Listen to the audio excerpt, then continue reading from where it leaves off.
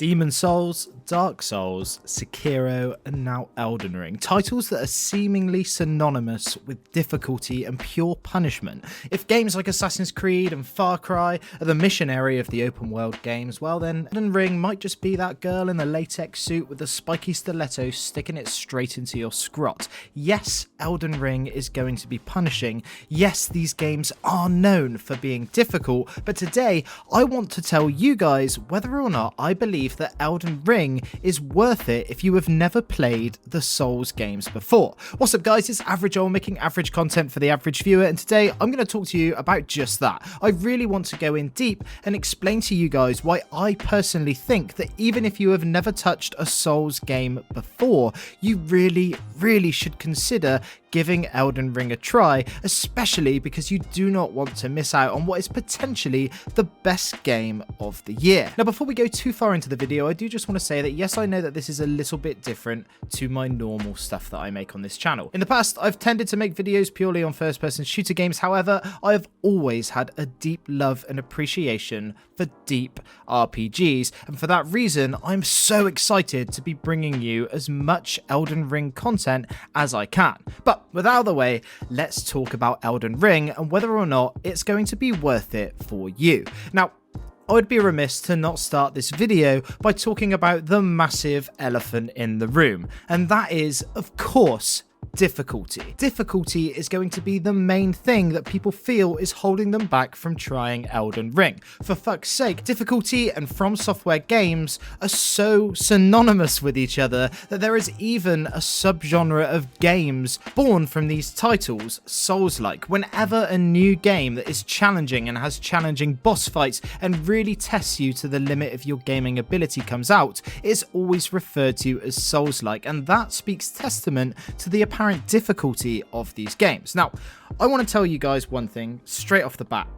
I've played a little bit of Dark Souls 3, I've played a little bit of Sekiro, and I never really got into the Souls games. Not because I didn't like them, not because I found them too frustrating or too difficult, I just never really found that I had the time to sink in and learn the mechanics of these games. However, with Elden Ring, I'm about 10 hours in, and I can tell you hand on heart that I am having such an amazing time. So rare is it that a AAA game comes out this well polished and this well made, and it has honestly stolen my heart. Now look, when we talk about the difficulty in this game, I want to make something clear. A lot of you guys will think, if you've never played a Souls game before, that the difficulty is going to be so punishing and so horrible that you're just simply not going to be able to enjoy the game. And I want to tell you that that isn't true.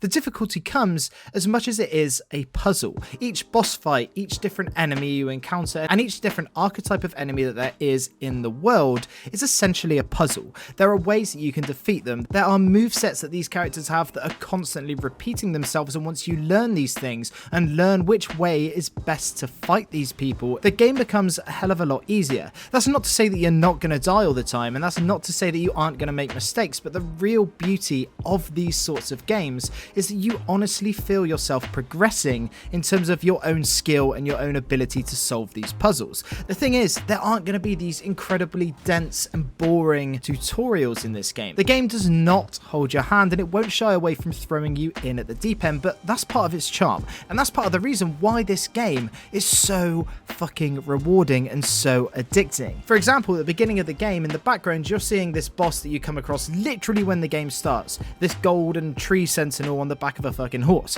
and you try and attack him in the first instance, and he will cut you down. He will slice you and dice you, and he'll make you wish that you'd uninstalled the game. However, as you progress through the game, through the open world, you'll be able to pick up power-ups and level up your character and invest in different physical attributes that your character can equip. And then eventually, at some point, you'll come back to that same spot, the first spot that you ever saw in Elden Ring, and you'll be able to take out that guy with relative ease. The thing is with Elden Ring, even though I've only played for a short amount of time, I've already experienced this really satisfying gameplay loop of running into something that's too hard, thinking you'll never defeat it, realizing and having a light bulb moment of some mechanic within the dungeon or within the boss arena that you can exploit or you can use to your advantage, until eventually you overcome the odds and you overcome your own self-doubt and you defeat that enemy. And honestly, in gaming, there is no better pleasure for me at the moment than learning and getting better at these boss fights. And honestly, I would really suggest that you play this game for that reason alone. Now that's all I want to say really about the difficulty of the game, because for me, the real charm in this game lies in the world. The world is absolutely breathtaking. Now, one of the main selling points, one of the main IPs of this game was that George R.R. Martin, the biggest procrastinator in the world, the guy who wrote Game of Thrones, A Song of Ice and Fire, has had a hand in writing and creating the world of this game. He has created the lore, and he has created such a deep and rich environment that you are placed in, a world that is built from the ground up to literally serve one purpose, and that is to fully immerse you. And I think that this is really complemented by the fact that this isn't your average open world game. This is no Ubisoft title. You won't be climbing huge towers, pressing Y, and then loads and loads of arbitrary icons appearing on your map. Quite the opposite, in fact. This game deliberately gives you little to no direction whatsoever. Now, progression in the main story is sort of marked out by a sort of guiding golden light sent by the Erd Tree that will send you in thereabouts the right direction. However, if you were to only follow this light, you would not only be missing out on a huge chunk of the game,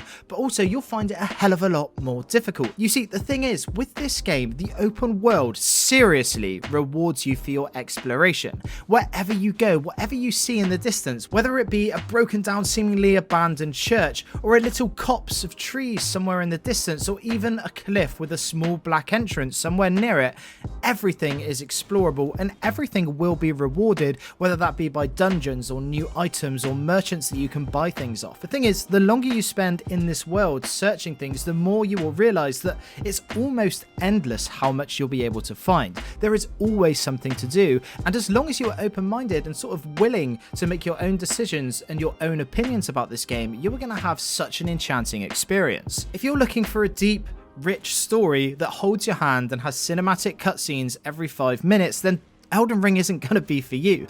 But I sort of suspect that you already know that. The thing is, the reason that so many people were raving about this game, the reason that so many people were so excited about this game is because of just how much freedom you have. Whether that be in the amazing sprawling open world or within the game's mechanics, which brings me on nicely to the last portion of this video, and that is the RPG mechanics in Elden Ring. Now, similarly to the open world, I'm not going to lie to you, there's a lot of stuff in this game that will not be explained to you, or at least it will seem like it's not explained to you. Now, almost every system in this game will be alluded to at some point. However, it's very easy to miss this in the bulks of text that you might see and not reading the lore of specific items, etc. However, there are a hell of a lot of comprehensive guides on YouTube right now, and that's how I myself have gotten my head around it. I've watched a lot of guides on YouTube in the lead up to this. I've watched a lot of videos explaining the intricacies of these games. Like I said, I never really got into the Souls games. However, I'm determined that I'm going to find out what it is about these games that's so alluring. And like I said, even 10 hours into the game, I'm absolutely hooked and absolutely in love with the world. Now, as far as the mechanics go, there is going to be so many different avenues for you to take. In the beginning of the game, you get to choose one of 7 classes. Some of these classes are masters at dual-wielding blades. Some of them are better at sort of sorcery and summoning things. And others are just your straight-ass giga-chads with a big-ass axe who just want to hit the fuck out of shit.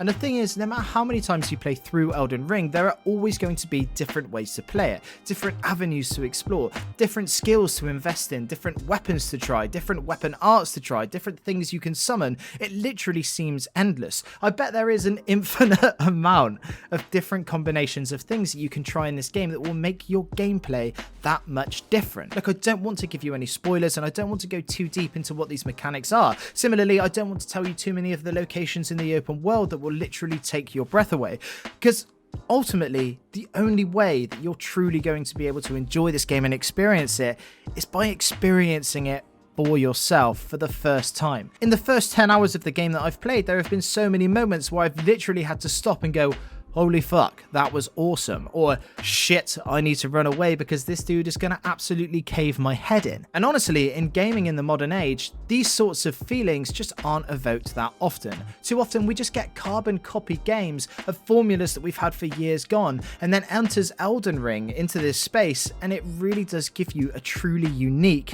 and amazing experience. The thing is, I started this video by saying, is Elden Ring worth it if you don't like Souls or if you've never played Souls?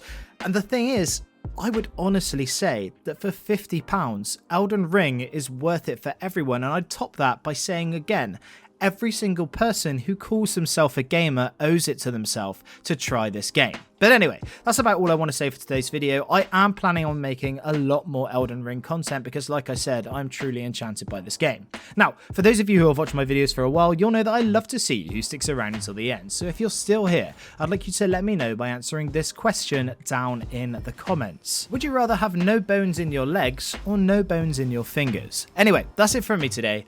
I'm Average Joel. Peace.